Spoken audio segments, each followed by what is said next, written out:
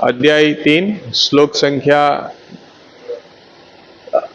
स्कंद 3 अध्याय 11 श्लोक संख्या 21। श्लोक 20 में अनुवाद ही है, तात्पर्य प्रभुपाद जी ने नहीं दिया है, सो हम एक बार उसका रिसाइटेशन कर देंगे।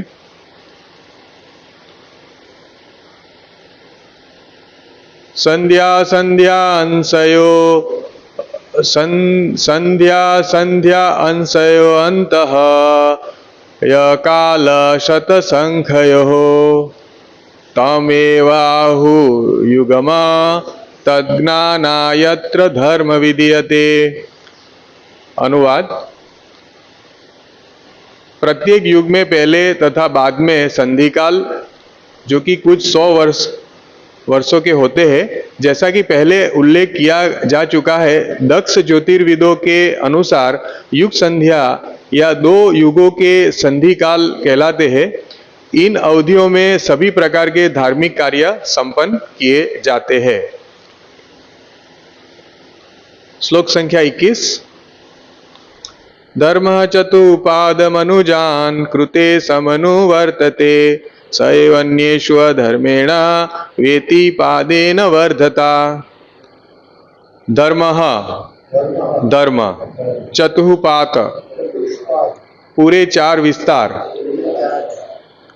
मनुजान मानव जाति, कृते सत्ययुग में, समनुवर्तते ठीक से पालित, सह वह, एव निश्चय ही, अन्येषु अन्यों में, अधर्मेण अधर्म के प्रभाव से, व्यति पतन को प्राप्त हुआ, पादेन एक अंश से, वर्धता धीरे धीरे वृद्धि करता हुआ।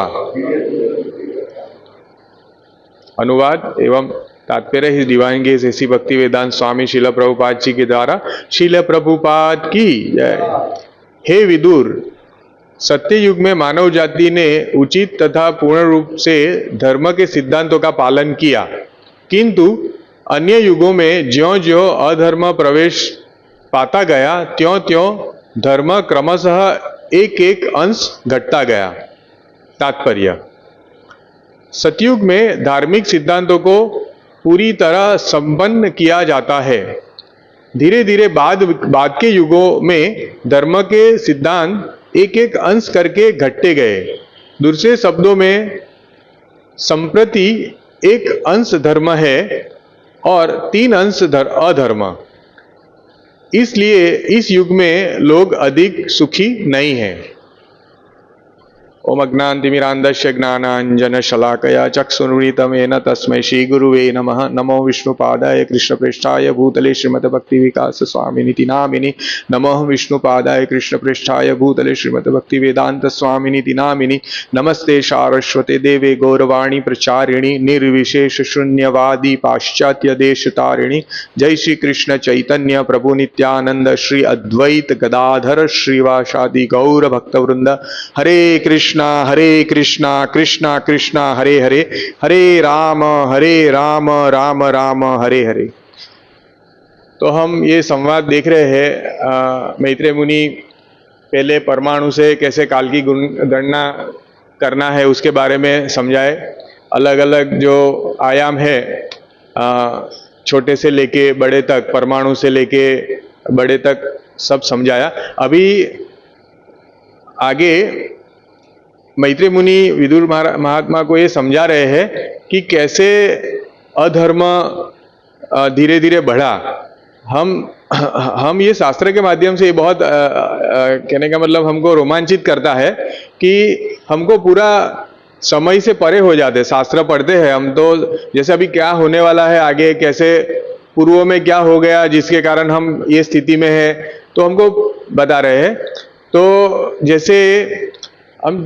जैसे प्रभु जी ने कल बताया कि सतयुग में बहुत अच्छी तरह से जो 4 नियम है, 4 जो पिलर है, जो मेन धर्म के पिलर माने जाते हैं, जैसे सत्य, दया, तप और सोच।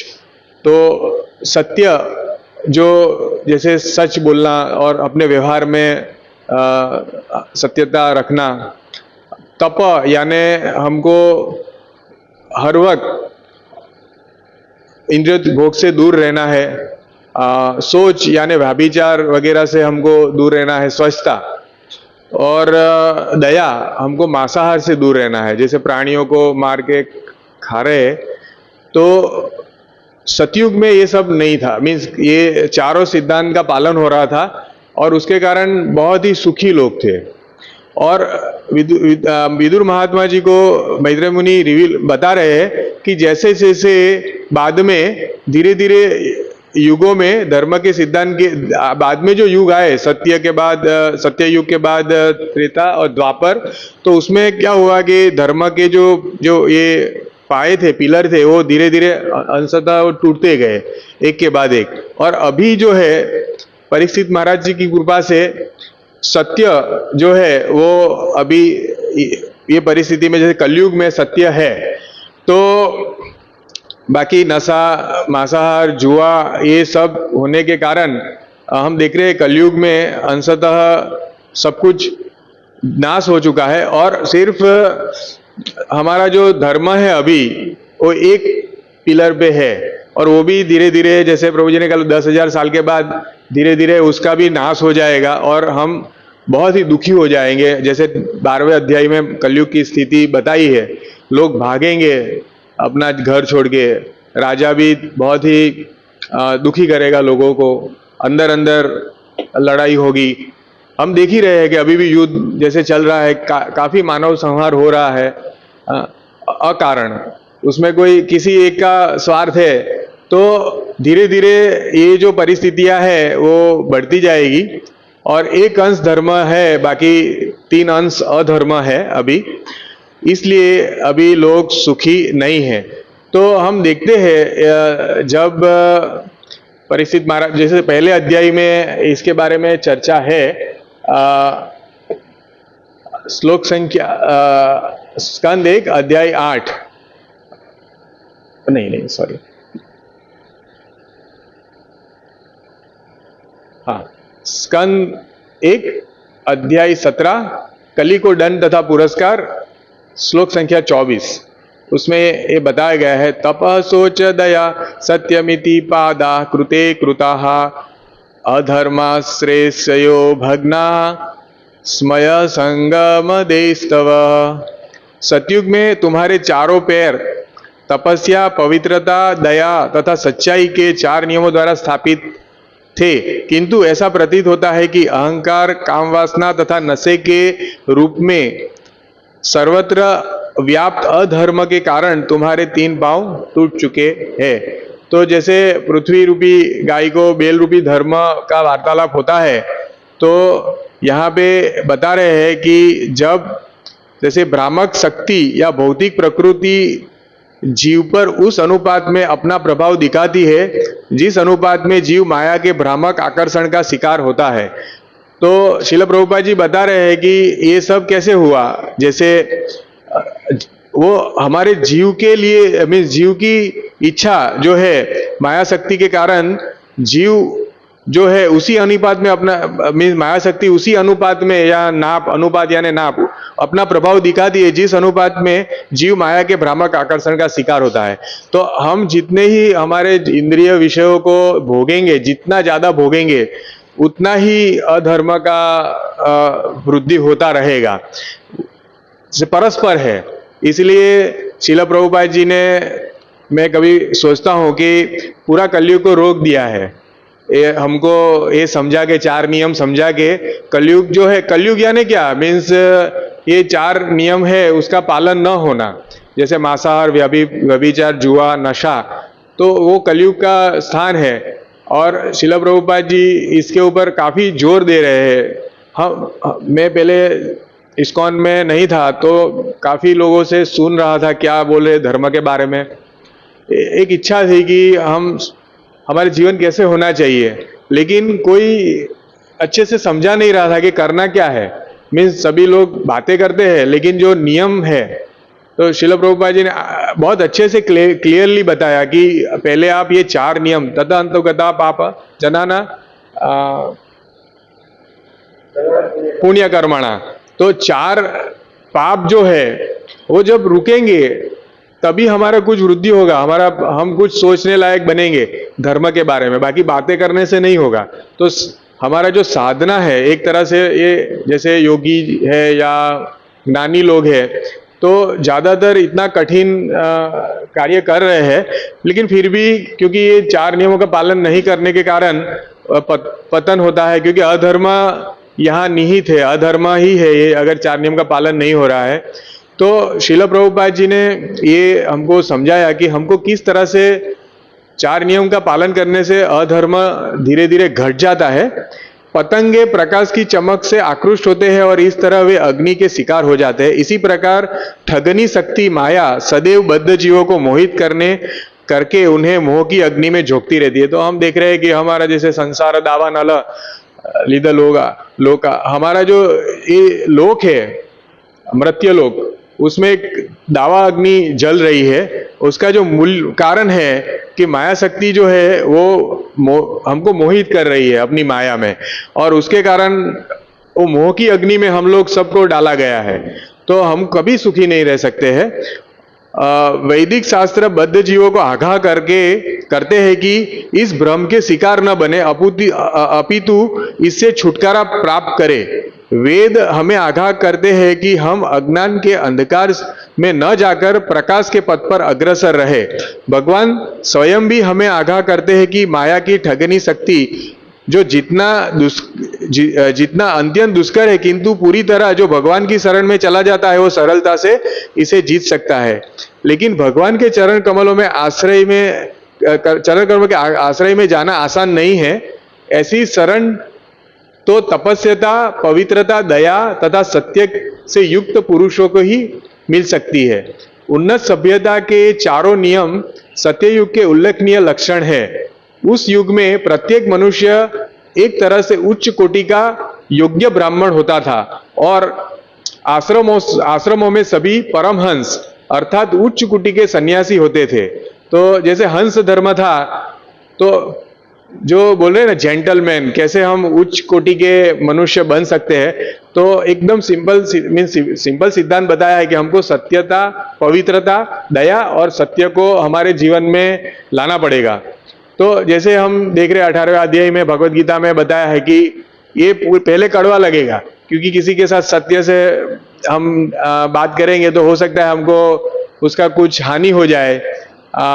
जैसे पवित्रता रखना, हमको व्याभिचार नहीं करना है, दया रखना, मांसाहार छोड़ना है, और ये तपस्या करना है, ये नशा छोड़ना है। तो ये सब हमको, जैसे किसी को हम बताएंगे कि भाई आपको चाय कॉफी नहीं पीना है, तो वो समझेगा नहीं। पहले तो मांसाहार तो अभी ऐसा हो चुका है कि लोग अलग अलग तरीके से मांसाहार को बढ़ावा दे रहे हैं कि इससे हमारा बॉडी में प्रोटीन आएगा, इससे अभी अंडा है वो जैसे कृत्रिम रूप से बना रहे, तो उसमें तो कोई जीव का हानि नहीं है।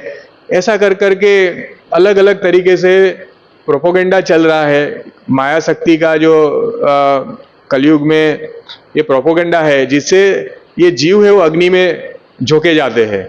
हाँ, जैसे हम देखते हैं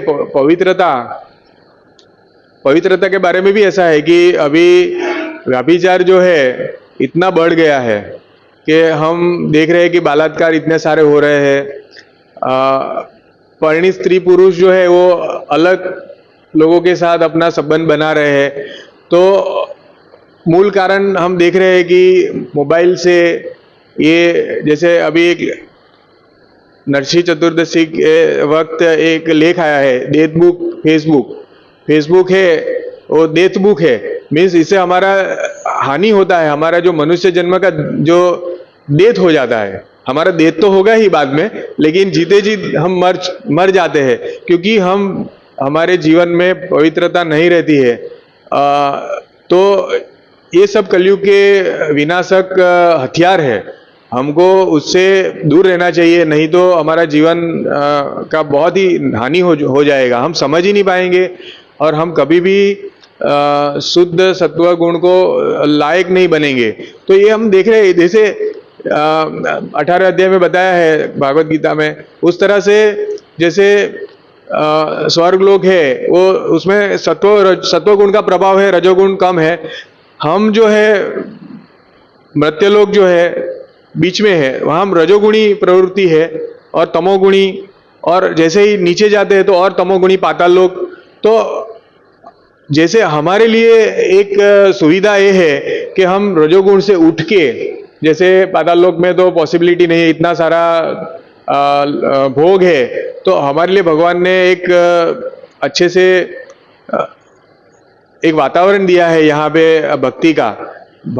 शास्त्र है अभी हमारे हाथ में, हो सकता है 10,000 साल के बाद, जैसे हम देख रहे हैं कि शास्त्र भी काफी कम बचे हैं, और हो सकता है 10,000 साल के बाद ये माया का प्रभाव इतना बढ़ जाए और ये 4 जो दुर्गुण हैं कलयुग के वो इतने व्यापक हो जाए कि मनुष्य को यही समझ नहीं आए कि हमको करना क्या है, और सभी मनुष्य ऐसे ही पशुवत बन के पूरा उनका जीवन क्षय हो जाएगा। तो हमको बहुत अलर्ट रहना है, और हो सकता है कि हम शुरुआत में हमको अच्छा ना लगे, क्योंकि हमारा नेचर ऐसा नहीं है कि हम करोड़ों साल से ये भोग कर रहे हैं, 4 नियम जो है उसका उल्लंघन कर रहे हैं।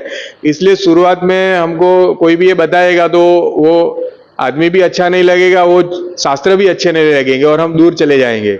लेकिन हमारा लाभ है, हमको ये ध्यान रखना है कि जैसे जब हम छोटे तो माता पिता हमको डांटते हैं, मारते हैं, तो उसमें उनकी लाभ नहीं होता है।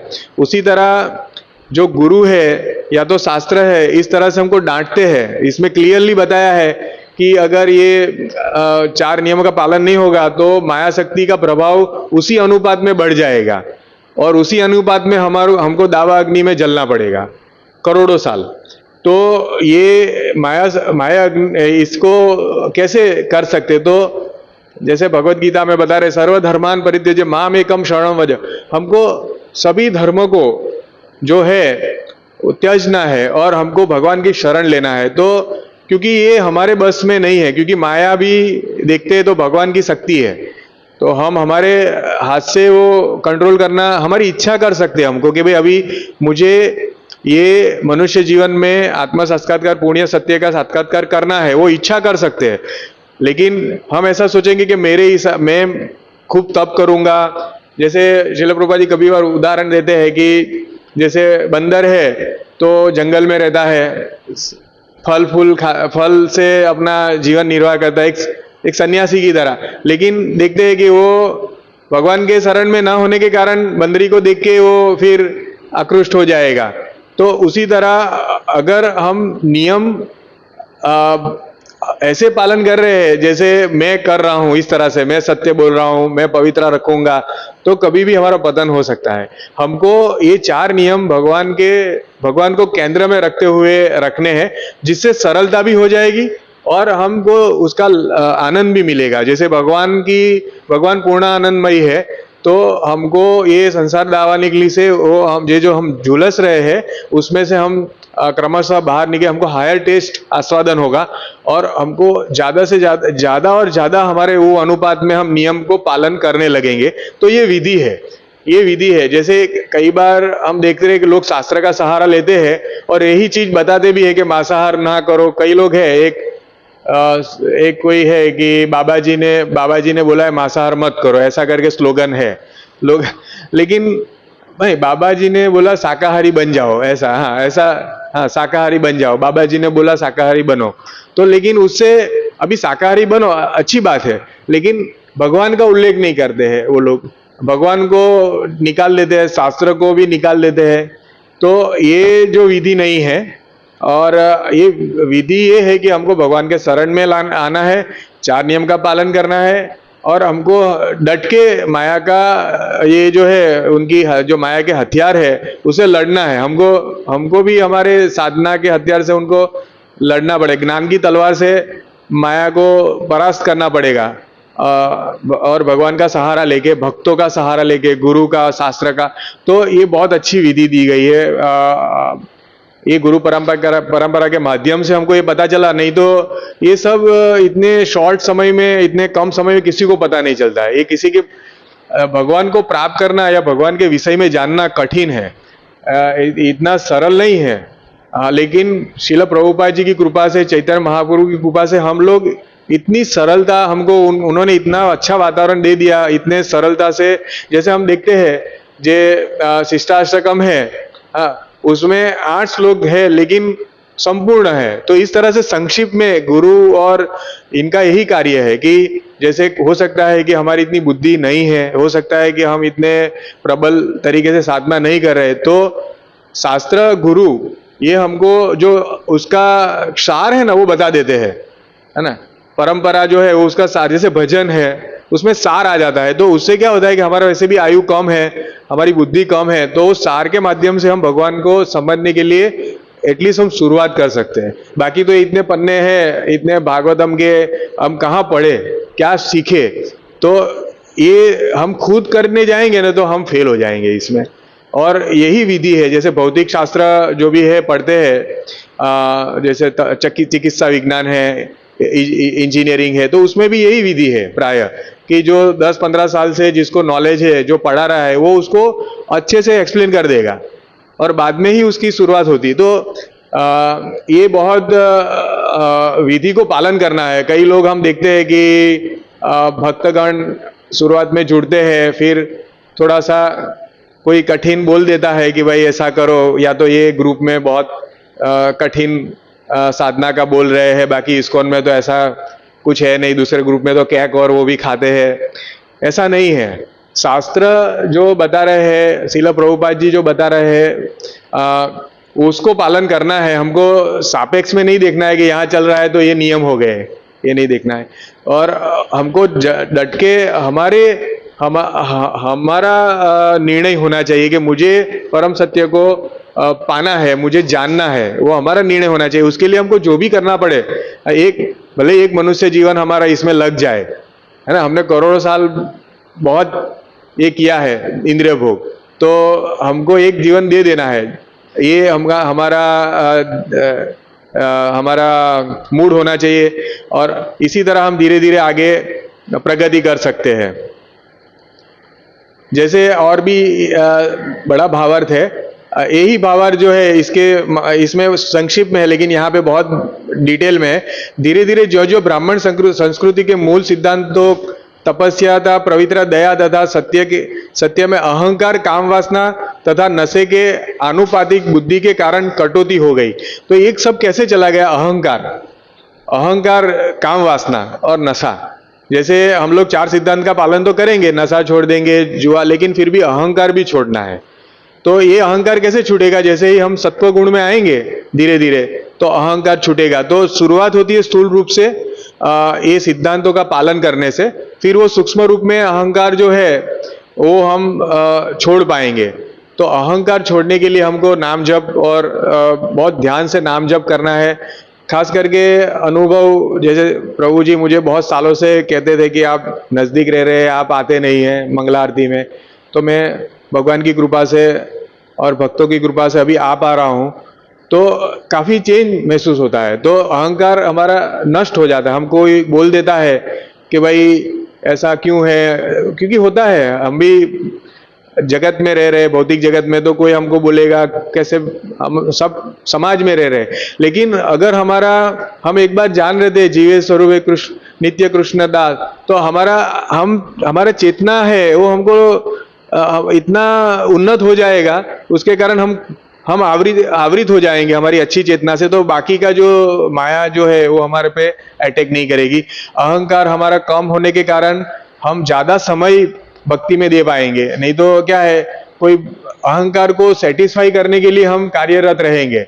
इसने लिया कार तो मैं भी कार ले लूं, ये बहुत स्टडी करके आगे बढ़ गया, मेरा बच्चा तो अभी स्टडी ही नहीं कर रहा है।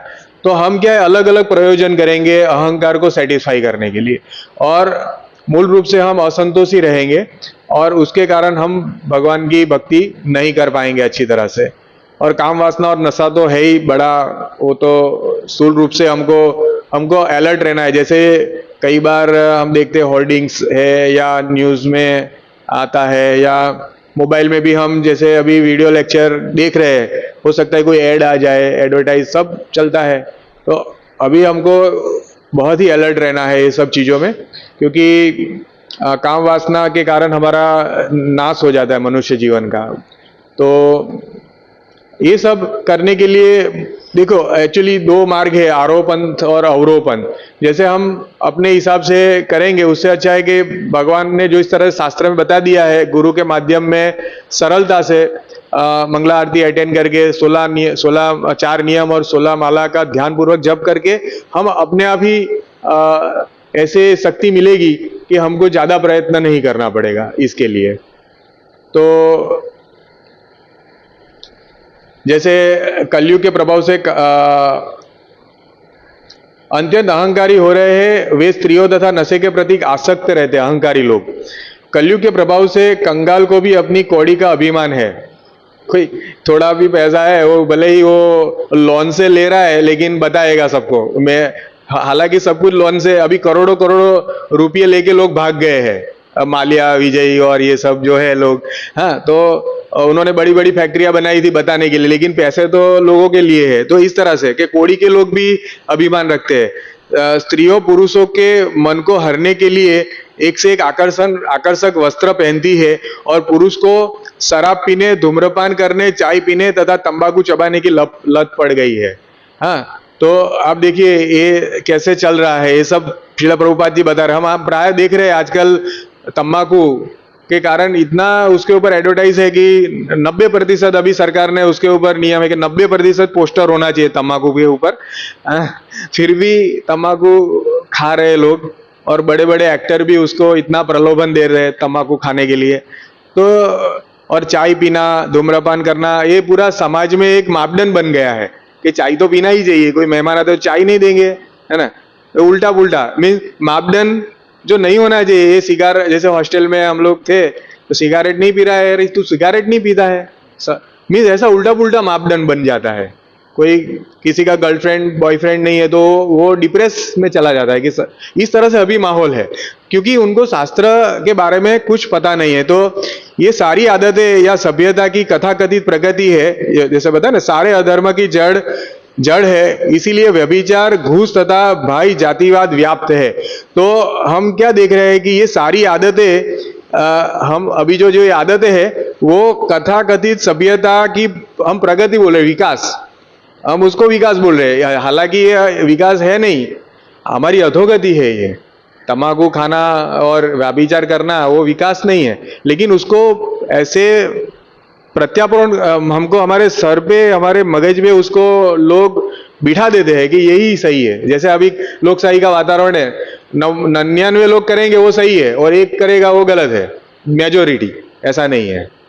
इसीलिए शास्त्र है कि भाई भले आप करोड़ों लोग करो इसको, लेकिन शास्त्र में जो मना है, क्योंकि शास्त्र किसी मेजोरिटी के इसलिए नहीं है कि वो मेजोरिटी ने लिखा है, ऐसा नहीं है। शास्त्र जो है उसका मूल सिद्धांत ये है कि मनुष्य जीवन को कैसे उन्नत किया जाए, भगवान की शरण में लाया जाए और ये माया शक्ति से उसको निवृत्त किया जाए। तो शास्त्र का कोई उसमें मीन्स निहित स्वार्थ नहीं है इससे अलावा।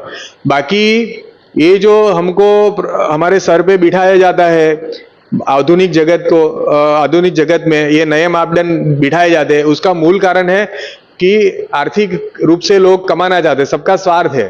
धूम्रपान करा के, नशा करा के, है ना। अभी एक आया था कि गुजरात में नशाबंदी है, तो किसी ने, कोई मंत्री होगा या कुछ, मुझे याद नहीं है, लेकिन ऐसा बोला कि उसके कारण हमारा टैक्स गुजरात बहुत रीच हो जाता अगर नशाबंदी दूर कर देते हैं। तो कहने का तात्पर्य है कि अंडरग्राउंड जो चल रहा है कि आर्थिक कैसे फायदा हो, नशा करा के लोगों को, समझे, सिगार पिला के या मांसाहार खिला के, ऐसा चल रहा है। रेस्टोरेंट बड़ी बड़ी चलनी चाहिए, हाँ, लोगों को पैसा कमाना है और उसमें पूरा मनुष्य जीवन को झोंक रहे हैं, और उसमें गलती उनकी नहीं है, हमको ये सीखना है, शास्त्र के शरण में आना चाहिए, है ना। जैसे हर जगह कंटक है तो हम पूरे कंटक तो साफ नहीं कर रहे, हमको चंपल पहननी चाहिए, तो शास्त्र को समझ लेंगे तो हमको पूरा दिखेगा। जैसे हम चश्मा पहन लेते हैं तो हमको क्लैरिटी आ जाती है कि हमारा धुंधलापन चला जाता है। तो इसी तरह शास्त्र को पढ़ना चाहिए गुरु के माध्यम से, भक्त के संग में रह के, तो हम जल्दी प्रगति कर पाएंगे। यही है सिद्धांत। हरे कृष्ण।